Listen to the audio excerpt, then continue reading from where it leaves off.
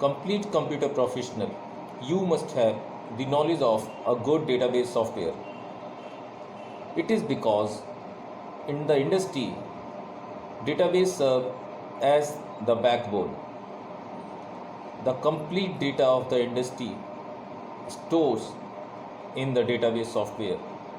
मेरे MySQL series के different videos के थ्रू मैं आप लोगों को आज की जनरेशन के सबसे पावरफुल डेटाबेस सॉफ्टवेयर MySQL की बेसिक्स से लेके एडवांस ऑपरेशन तक सिखाता आ रहा हूँ। आज के इस वीडियो में भी मैं आप लोगों को कुछ ऐसी इम्पोर्टेंट कमांड्स और ऑपरेशन सिखाऊंगा जो कि मैं कह सकता हूँ डे टू डे इंडस्ट्रीज़ में ज़रूरत पड़ती है। Hello everyone, welcome to Empower tutoring.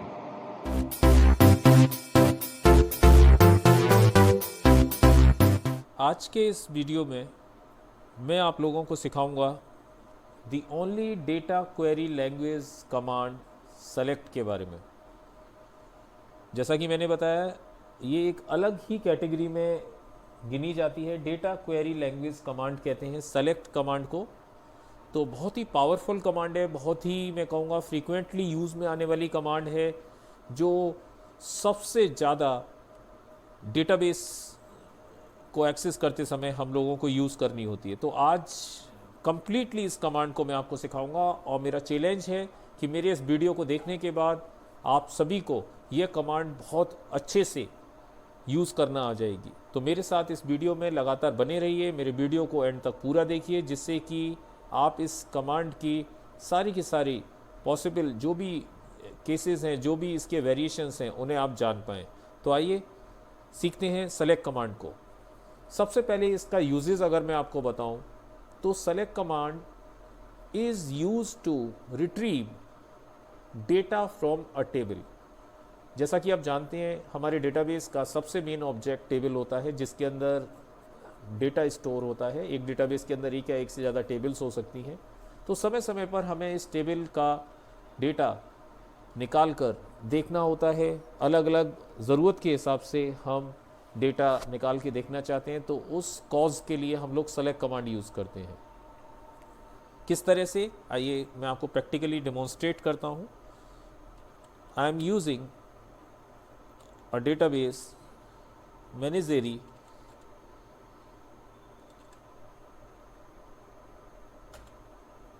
I have made it active. मैंने इसे एक्टिव कर लिया। If I show you what are the tables in this database, you can see there are two tables, one is event, another is pet. So now suppose if you want to display the data of any of these tables, then as I have told you, you can use select command. कैसे use करेंगे इसे? तो देखिए, इसकी syntax आप लोग सीखिए। Select command को यूज़ करने के लिए आप लोग सबसे पहले कमांड का नाम लिखेंगे सेलेक्ट।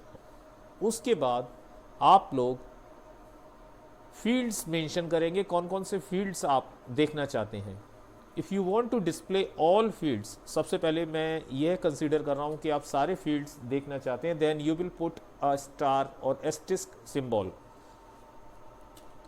इसके बाद आप लोग फ्रॉम लिखेंगे and then you will write the table name. That's all. बस इतना सिंपल है इस कमांड को यूज़ करना। फिर से एक बार मैं इसे एक्सप्लेन कर रहा हूँ आपके लिए। सबसे पहले जब भी आप किसी टेबल का डेटा डिस्प्ले करना चाहें, आप लोग सेलेक्ट कमांड का यूज़ करेंगे। कैसे?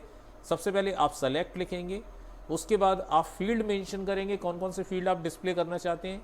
अगर आप सारे फील्ड डिस्प्ले करना चाहते हैं, आप स्टार लगाएंगे या एस्टेरिस्क, कुछ भी से कहिए। फिर आप फ्रॉम लिखेंगे और देन टेबल का नाम लिखेंगे जिससे आप डेटा निकाल के देखना चाहते हैं। Then put semicolon to execute your command.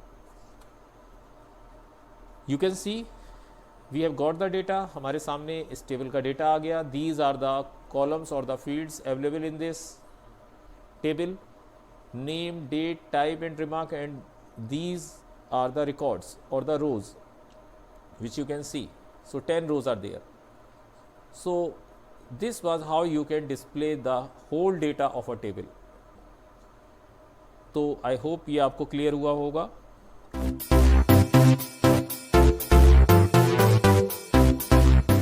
Now next is how we can display particular fields of a table. अभी मैंने आपको बताया था कि आप कैसे सारे फील्ड्स देख सकते हैं स्टार या एस्टेरिस्क सिंबल का यूज़ करके। अब अगर आपको केवल कुछ ही फील्ड डिस्प्ले करने हैं आउटपुट में तो आप कैसे दिखेंगे। फॉर एग्जांपल इसी टेबल का अगर सपोज मान के चलिए आपको फर्स्ट 2 फील्ड्स डिस्प्ले करने हैं, नेम और डेट, तो किस तरह से इस कमांड को आप यूज़ करेंगे। You will right select then the name of the fields which you want to display. Now in this case we have to display these 2 fields only, name and date, so I am mentioning their name by separating them with comma sign, and then after from write the table name. So this is how you will write the command in case if you want to display particular fields of a table. सबसे पहले आप select command लिखेंगे, उसके बाद आप fields के नाम एक के बाद एक कॉमा से सेपरेट करते हुए लिखेंगे जिन्हें आप देखना चाहते हैं। उसके बाद आप फ्रॉम लिखेंगे and then the table name, then don't forget to put semicolon to execute your command. You can see now we got only these 2 fields which we have mentioned. तो ये 2 केसेस हो गए आपके। सबसे पहले अगर आपको सेलेक्ट का कंप्लीट डेटा अगर आपको टेबल का देखना है तो सेलेक्ट का यूज़ आप स्टार के साथ करेंगे, और अगर पर्टिकुलर फील्ड्स देखने हैं तो आप उन फील्डों के नाम कॉमा से सेपरेट करके सेलेक्ट के साथ लिखेंगे, और फ्रॉम के साथ टेबल का नाम आपको दोनों ही केसेस में लिखना होगा। यहाँ पर एक सिचुएशन और हो सकती है कि टेबल के फील्ड्स का सीक्वेंस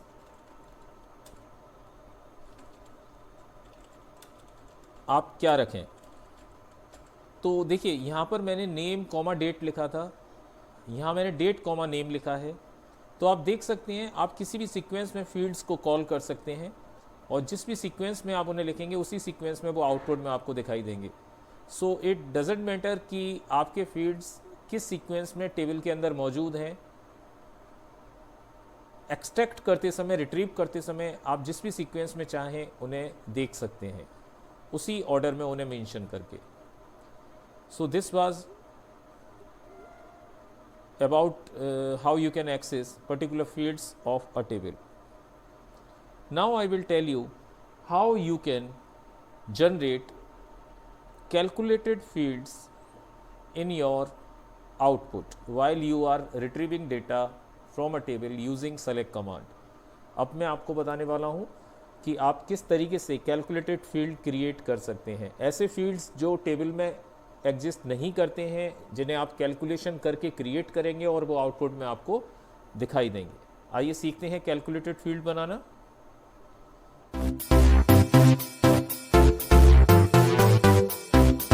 कैलकुलेटेड फील्ड बनाने के लिए हमें एक एक्सप्रेशन लिखना होता है सेलेक्ट कमांड के साथ, जिससे कि कैलकुलेशन होगी और आउटपुट में हमें दिखाई देगी वो कैलकुलेशन का आउटपुट एक फील्ड के रूप में।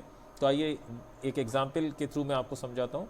सो now I would like to show you the data of pet table to demonstrate this command.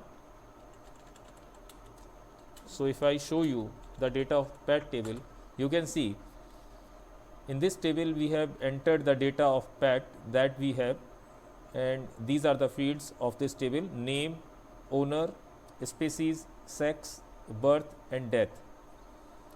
Okay, so now as you can see there is a field birth, means this is the date of birth of a particular pet whose name is there in this field.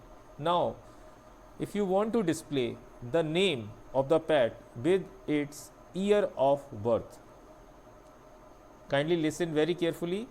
What is the question which I am making for just this case? I want to display the name of each pet with its year of birth. You can see जो मैं करना चाहता हूँ, मैं इस date of birth में से केवल ईयर को देखना चाहता हूँ। मीन्स यहाँ पर हमें कुछ डिफरेंट चाहिए जो टेबल में नहीं है, हमें इस फील्ड में से केवल ईयर को एक्सट्रैक्ट करना है। तो हमें एक एक्सप्रेशन लगाना होगा देखिए किस तरीके से मैं लिखूँगा select and the first field which I want in the output is name and then I want the year part of date of birth. So there is a function year by which you can extract the year part of any date.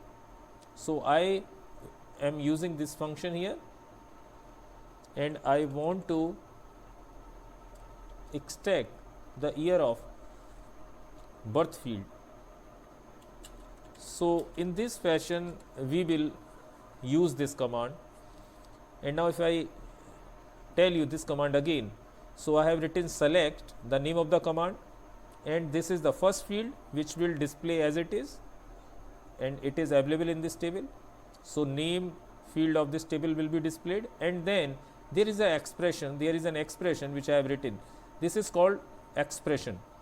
यहाँ पर field का नाम हमने नहीं लिखा है, यहाँ पर हमने एक एक्सप्रेशन लिखा है. हमने एक फंक्शन का यूज़ करके एक फील्ड पर कुछ कैलकुलेशन की है और मैंने ईयर नाम का एक फंक्शन यूज़ किया है जो रेडीली हमें यूज़ करने के लिए मिलता है MySQL में. डेट टाइम टाइप का एक फ़ंक्शन है. इन फंक्शंस के बारे में मैं अपने अगले एक वीडियो में आपको बताने वाला हूँ. फ़िलहाल यहाँ पर इसे देखिए और इसके साथ मैंने बर्थ नाम का फील्ड मेंशन किया है. तो ये इस डेट ऑफ बर्थ में से केवल ईयर को एक्सट्रैक्ट करके हमें दिखाएगा और from pet is the table name. Now you can see the output. We have got the name of each pet as it was required and this is another field in which we can see the year of birth. You can match it from this place. केवल ये जो year वाला हिस्सा ही हमारा आया तो ये इस एक्सप्रेशन के लिखने से हुआ. And now see the heading of this field. इस फील्ड की अगर आप हेडिंग देखें तो ये जो एक्सप्रेशन आप लिखते हैं वो ही हेडिंग बन के आएगा.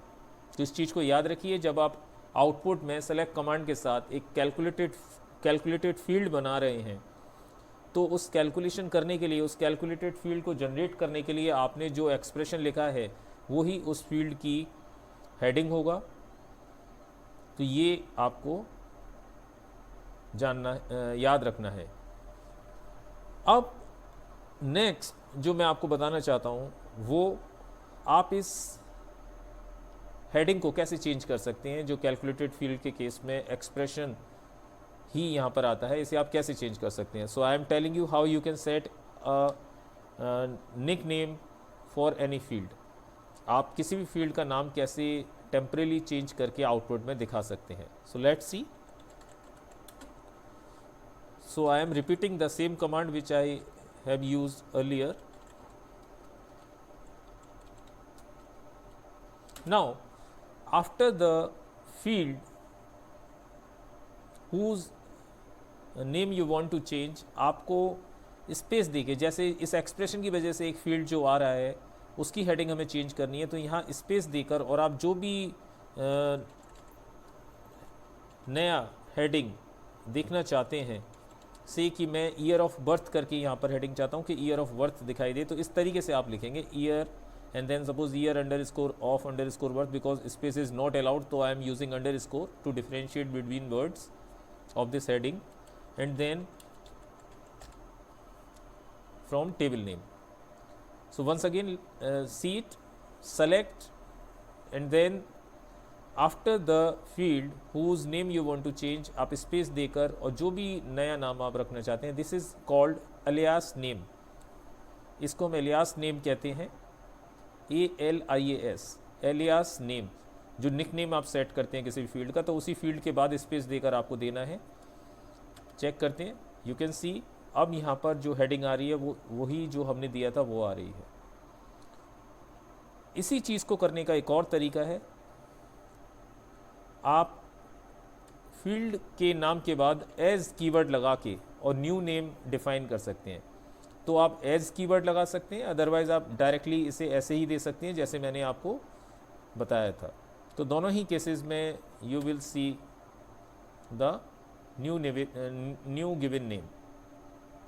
So this was how you can make the calculated field and how you can set an alias name for any field.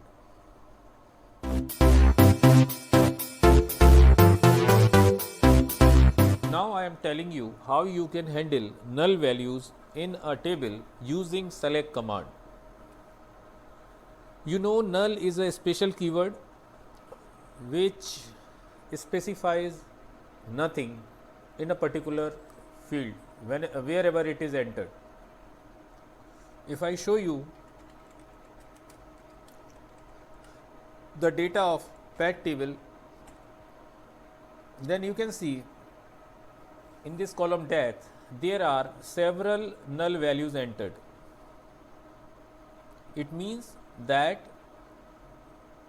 the particular value is not available, and that's why null is entered.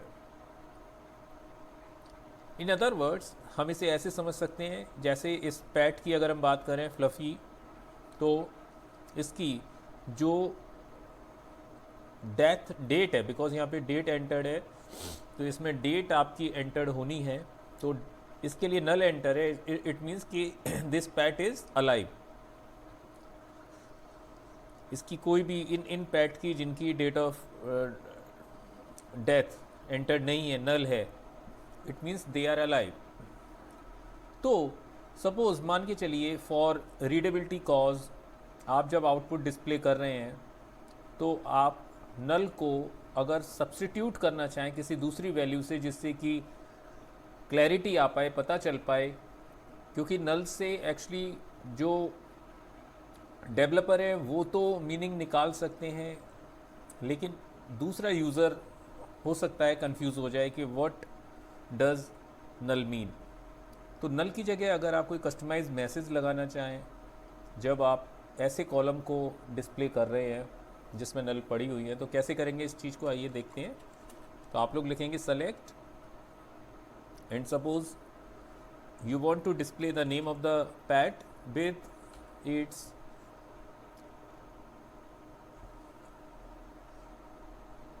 date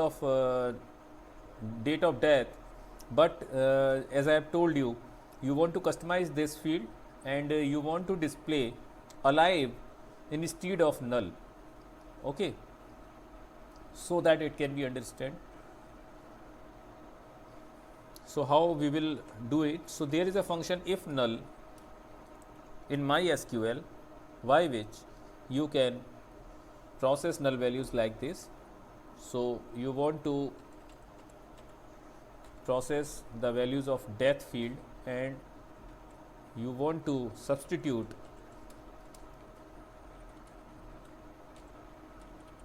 all null values with alive. So I have written alive here as the second parameter to this function. So this is the whole command for this cause. Let's understand this command once again. किसी field में जिसे आप display कराना चाह रहे हैं, अगर नल values entered हैं और अगर आप नल की जगह कुछ और देखना चाहते हैं, नल नहीं देखना चाहते because it is not easily understandable, तो इसकी जगह अगर आप कोई भी यूज़र फ्रेंडली स्ट्रिंग, कोई मैसेज अगर डिस्प्ले कराना चाहते हैं जो नल को स्पेसिफाई कर सके कि नल का क्या अर्थ है, तो आप इफ़ नल के थ्रू ऐसा कर सकते हैं. तो देखिए ऐसे लिखेंगे select, this is the first field which I want to see in the output, so I have mentioned it. Then the function is if null which will handle all null values, and in to this function we have to provide two parameters, two values. One is the name of the field in which it will work, so the name of the field is death, you can see, and wherever it will find null in this column, it will replace null with this string alive. So now you can see the output. So in other words, you can say that you have made a calculated field which we have discussed earlier, a little while earlier, with if null function which handled all null values in the death column and replaced those null values with alive string. तो इस तरीके से आप किसी भी field में अगर नल values पड़ी हुई हैं तो उन्हें चेंज करके कोई दूसरा मैसेज या कोई स्ट्रिंग डिस्प्ले करा सकते हैं इफ़ नल फंक्शन के थ्रू. तो आई होप आपको ये क्लियर हुआ होगा. इसके बाद मैं आपको बताना चाहूँगा how you can handle repetitive values in a particular field. इसको करने के लिए मान के चलिए हम अगर बात करें इसी टेबल की, there is a column species, जहाँ पर कि पैट का टाइप मेंशन है कि ये पर्टिकुलर पैट किस स्पेसी टाइप का है। जैसे you can see Fluffy is a cat, Claws is a cat, then these three are dog, then these two next two are bird, then snake, then hamster.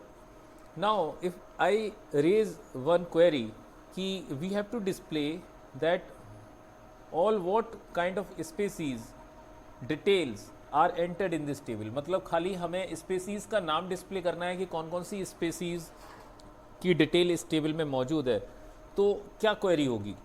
तो देखिए, normally आप species को display करना चाहते हैं तो आप लिखेंगे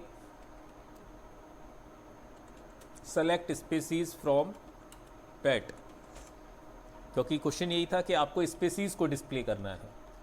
लेकिन इससे क्या होगा, species column as it is display हो जाएगा, यू कैन सी।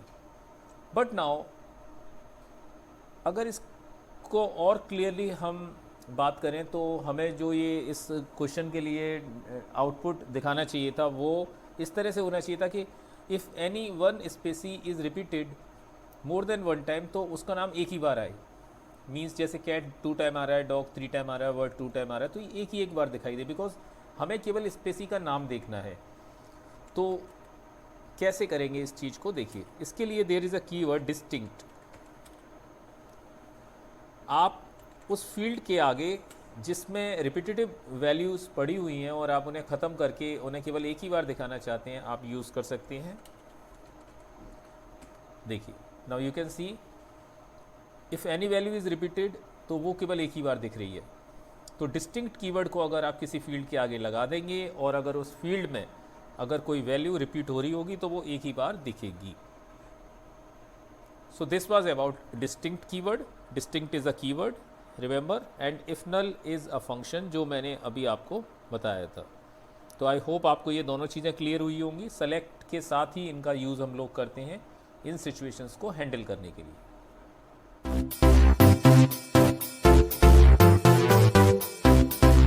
तो स्टूडेंट्स, अभी तक मैंने सेलेक्ट कमांड के बारे में आपको जो जो चीज़ें बताई, आई होप आपने वो सभी चीज़ों को समझा होगा। मैं आपको एडवाइस करूंगा, उनमें से कुछ चीज़ें हो सकता है आपको एक बार में क्लियर ना हो, तो आप मेरे वीडियो को रिपीटेटिवली देखिएगा, जिससे कि आपको वो चीज़ें क्लियरली समझ में आ पाएँ। और उनकी प्रैक्टिस अगर आप कर सकते हैं तो आप ज़रूर करिए। Now I will tell you how you can filter rows of a table. मैंने आपको कॉलम्स को फिल्टर करना तो बताया कि किस तरीके से आप सारे कॉलम्स आउटपुट में डिस्प्ले करा सकते हैं सेलेक्ट कमांड के साथ, या पर्टिकुलर फील्ड्स डिस्प्ले करा सकते हैं, पर्टिकुलर कॉलम्स डिस्प्ले करा सकते हैं। अब मैं आपको बताऊंगा कि आप किस तरीके से रोज़ को कंट्रोल कर सकते हैं। अभी अगर मैं बात करूं तो सिंपलेस्ट जो फॉर्म होती है सेलेक्ट कमांड की वो इस तरीके से होती है।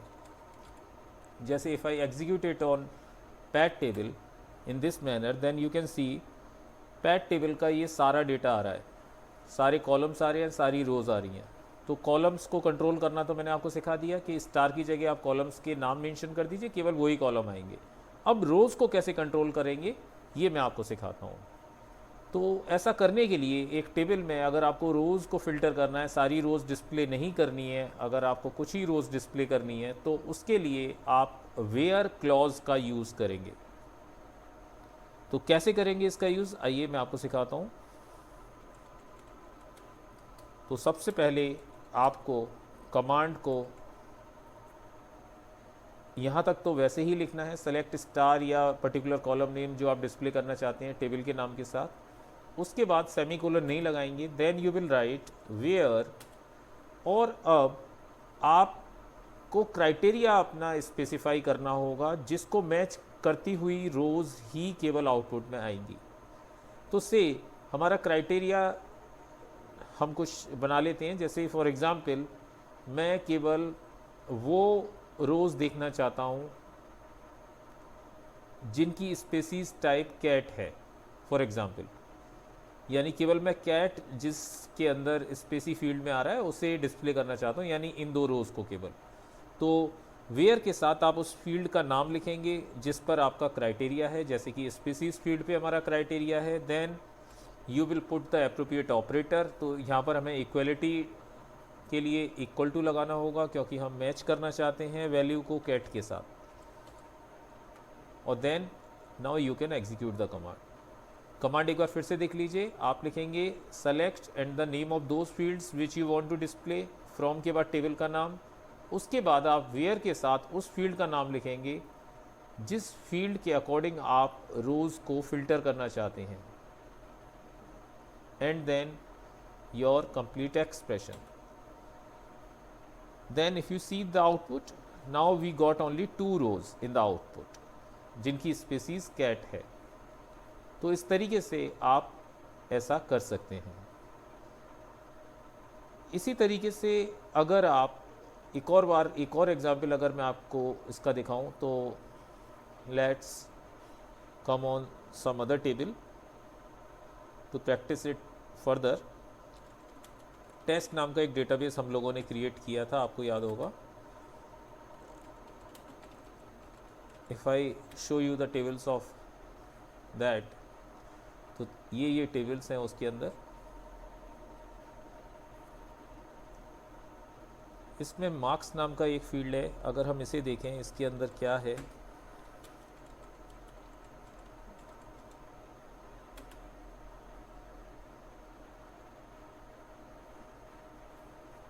सी this is a table marks. इसके अंदर ये 2 फील्ड्स हैं केवल, रोल नंबर और टोटल मार्क्स, यू कैन सी।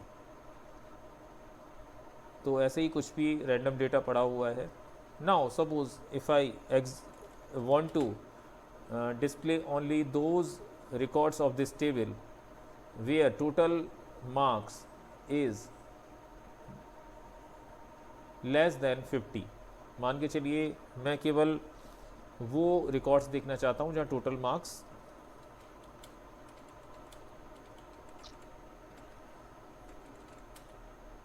50 से कम है। तो देखिए इस जगह अब मेरा जो क्राइटेरिया है वो टोटल अंडरस्कोर मार्क्स फील्ड पर है, तो मैंने उसको मेंशन किया वेयर के साथ। और फिर अब मैं लेस देन ऑपरेटर लगाऊंगा क्योंकि मैंने क्या क्वेरी फ्रेम की है जहाँ टोटल मार्क्स 50 से कम है, लेस देन 50 है, तो लेस देन ऑपरेटर। तो आपको फील्ड के साथ एप्रोप्रिएट ऑपरेटर यूज़ करना है।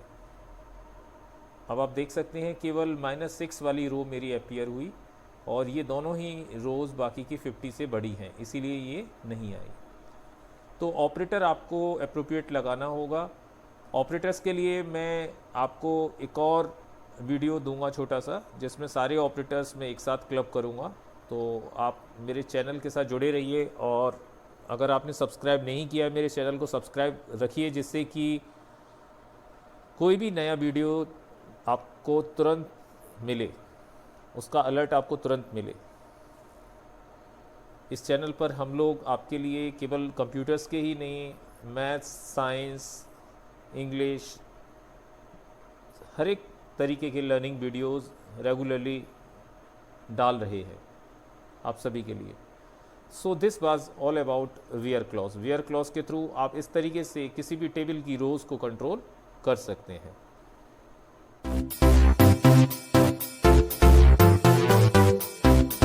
Now at the last of this video, I would like to tell you how you can sort data of a table.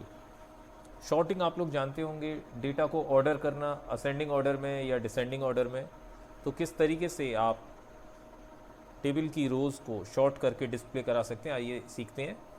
तो अभी आपने देखा मैंने मार्क्स टेबल पे वर्क किया था। So you can see this is a small table and only 3 records are there and already they are sorted on the basis of roll number in ascending order. But now if you want to display the data of the same table marks in the descending manner, so how will you do it? See, to sort a table on any field we use order by clause। जैसे अभी आपने select command का एक और clause पढ़ा था, where clause, वैसे ही एक दूसरा क्लॉज है ऑर्डर बाई, जिसका आप यूज़ करेंगे डेटा को शॉर्ट करने के लिए। तो किस तरीके से इसे लगाएंगे आइए देखते हैं। So you will write the command like this, select star from marks, और स्टार की जगह याद रखिए, मैं आपको बार बार बता रहा हूँ, it is not necessary to put star every time, यहाँ पर आपको फील्ड लिस्ट देनी होती है ना। Now press enter and then write order by and the name of that field जिस पर आप शॉर्टिंग करना चाहते हैं। तो जैसे मैंने कहा मैं रोल नंबर पे शॉर्टिंग करना चाहता हूँ, तो you will right roll number, और डिसेंडिंग ऑर्डर में, क्योंकि असेंडिंग में तो ये ऑलरेडी शॉर्टेड है, तो मैं डिसेंडिंग में, तो डिसेंडिंग को डिफाइन करने के लिए डेस्क कीवर्ड आपको लिखना होगा, DESC, याद रखिए। एक बार दोबारा से इस कमांड को समझ लीजिए। अगर आपको किसी टेबल का डेटा किसी पर्टिकुलर फील्ड पर शॉर्ट करना है, तो उसके लिए आप सेलेक्ट स्टार फ्रॉम मार्क्स, ये तो लिखेंगे ही लिखेंगे, उसके बाद आप ऑर्डर बाई, उसके बाद उस फील्ड का नाम जिस पर शॉर्टिंग करनी है, और अगर आपको असेंडिंग ऑर्डर में करनी है तो केवल इतना ही लिखना है। लेकिन क्योंकि ऑलरेडी इसमें डेटा असेंडिंग ऑर्डर में शॉर्टेड है, तो हम इसको डिसेंडिंग ऑर्डर में करके देख रहे हैं, तो इसीलिए डिसेंडिंग ऑर्डर को मेंशन करने के लिए, स्पेसिफाई करने के लिए आप डैश कीवर्ड और लगाएंगे। इसके बाद सेमीकोलन लगाइए, आपकी कमांड को एग्जीक्यूट करिए। आप लोग देख सकते हैं कि अब जो आउटपुट आया उसमें टेबल की रोज़ डिफरेंटली अपीयर हुई हैं, और शॉर्टेड होके डिसेंडिंग ऑर्डर में रोल नंबर फील्ड पर ये रोज़ हमें दिखाई दे रही हैं। तो इस तरीके से आप शॉर्टिंग कर सकते हैं, ऑर्डर बाई क्लॉज का यूज़ कर सकते हैं। एक और बार इसे करके देखते हैं किसी दूसरे फील्ड पर। मान के चलिए टोटल अंडरस्कोर मार्क्स फील्ड पर मैं शॉर्टिंग करना चाहता हूँ असेंडिंग ऑर्डर में। मैं इस टेबल का डेटा, मार्क्स टेबल का डेटा डिस्प्ले करना चाहता हूँ by ordering on total underscore marks field in the ascending order. तो आपको ऐसे लिखना होगा, क्योंकि असेंडिंग ऑर्डर में लिखना है तो जस्ट फील्ड के नाम के बाद आप सेमीकोलन लगा के कमांड को एग्जीक्यूट करें। नाउ यू कैन सी कि हमारी जो रिकॉर्ड्स हैं वो टोटल अंडरस्कोर मार्क्स पे शॉर्ट होके दिखाई दे रहे हैं, और शॉर्टिंग असेंडिंग ऑर्डर में है ये।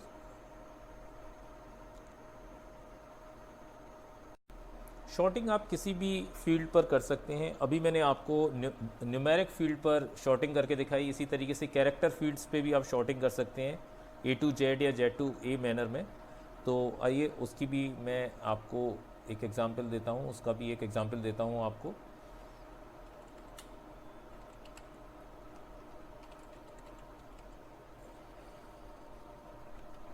मैंने डेटाबेस चेंज किया है, इसमें मेरे पास जो टेबल हैं उनमें हमारा डेटा अल्फ़ाबेटिक टाइप का डेटा है हमारे पास। See this is the table pet जिस पर अभी हमने पहले भी वर्क किया था। Now if I ask you to display the data of this table, all records of this table in the sorted manner, and I want to make them sorted on this field owner। मैं owner वाले field पर उन्हें short करके display करना चाहता हूँ, तो कैसे करेंगे हम देखिए। इतना तो हम लिखेंगे ही, सेलेक्ट स्टार फ्रॉम पैट, और उसके बाद हम लिखेंगे order by and the name of the field जिस पर शॉर्टिंग करनी है। इस केस में ओनर फील्ड पर हम शॉर्टिंग करना चाहते हैं। और अगर आप असेंडिंग ऑर्डर में करना चाहते हैं A to Z के मैनर में, क्योंकि अल्फ़ाबेटिक है तो A to Z कहेंगे हम इसे, तो सिंपली इतना ही लिखना होगा। आप देख सकते हैं जब ये अनशॉर्टेड था तो इस तरीके से था, और देखिए अभी शॉर्टिंग होने के बाद ये पहले B वाली वैल्यूज़, देन D वाली, फिर G वाली और फिर H वाली, इस तरीके से अपीयर हो रहा है। इसी तरीके से आप इसे डिसेंडिंग ऑर्डर में भी कर सकते हैं, लेकिन उस केस में आपको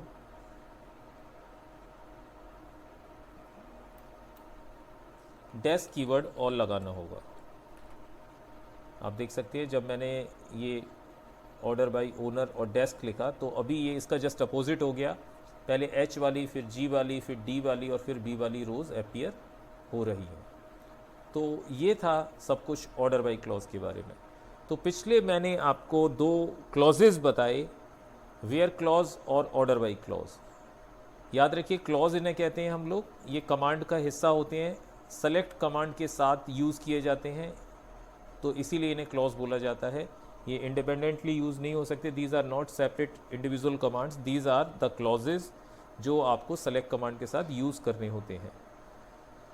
तो दोस्तों, स्टूडेंट्स, आपको आज के वीडियो में मैंने कम्प्लीटली सब कुछ सेलेक्ट कमांड के बारे में कवर करने की कोशिश की, बताने की कोशिश की।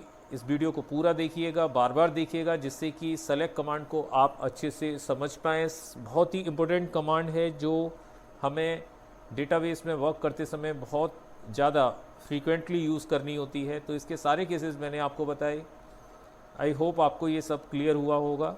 आपकी जो भी क्वेरीज़ हैं, जो भी डिफ़िकल्टीज़ आप फेस करें, आप उन्हें मुझे कमेंट्स कर सकते हैं। जो भी क्लैरिटी फर्दर आप मुझसे चाहें, आप मुझे कमेंट्स कर सकते हैं इस वीडियो के साथ, मैं आपको ज़रूर रिप्लाई करूँगा। अगर आपको मेरा वीडियो अच्छा लगा हो, इसे लाइक करिएगा, अपने दोस्तों के साथ शेयर करिए इसे। मेरे चैनल को आप लोग ज़रूर सब्सक्राइब रखिए। जैसा कि मैंने आपको बताया, empower tutoring is the name of my channel. इसको आप लोग सब्सक्राइब करिए, जिससे कि मेरे जितने भी वीडियोज़ हैं उनके इंस्टेंट अलर्ट आपको मिलते रहें। बेल आइकॉन पे क्लिक करिए अलर्ट्स पाने के लिए। आज के वीडियो में इतना ही। अगले वीडियो में मैं आपको MySQL में किस तरीके से हम लोग रेफरेंशियल इंटीग्रिटी इम्प्लीमेंट कर सकते हैं, किस तरीके से हम लोग रिलेशनशिप क्रिएट कर सकते हैं, ये सिखाऊंगा। उसके अलावा मैं आप लोगों को ये भी बताऊंगा कि किस तरीके से हम डिफरेंट टाइप के कंस्ट्रेंट्स सेट कर सकते हैं एक टेबल के ऊपर। तो बहुत ही इंपॉर्टेंट वीडियो होगा। हम धीरे धीरे एडवांस पार्ट की ओर बढ़ रहे हैं। तो मेरे साथ कनेक्टेड रहिए, मेरे चैनल के साथ कनेक्टेड रहिएगा। Thank you for watching. See you in the next video.